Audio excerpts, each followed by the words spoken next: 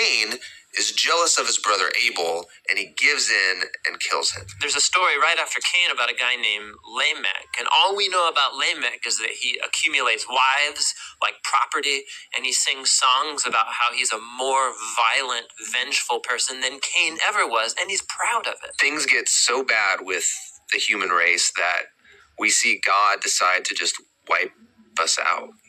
Yeah, we typically think of the flood story as about God being angry, but it actually begins with God's sadness and grief about the state of his world. And so out of his passion to preserve the goodness of his world, he washes it clean with the flood. But there's a glimmer of hope. He chooses Noah and his whole family, and he saves them on this boat. Yeah, don't forget about the animals. Right, and the animals. So Noah and his family are going to reboot all of humanity. I mean, he must be a pretty great guy. But this is the story most people don't know because it's kind of weird, is that Noah gets off the boat and he plants a vineyard and he gets totally plastered. And then something sketchy happens in his tent with his son. It's a tragic story. So from here, humanity grows again, but things are as bad as before. And the last story is the famous story of the Tower of Babel. And in this story, you have all of the nations uniting together to use this new technology they have, the brick.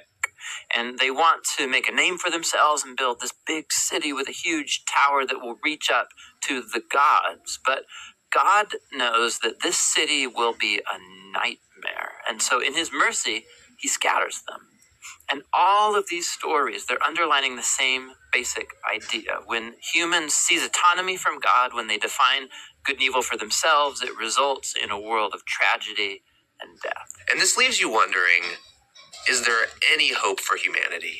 Yes, yeah, there is. It's the very next story that answers that question. It's the beginning of God's mission to rescue and restore his world.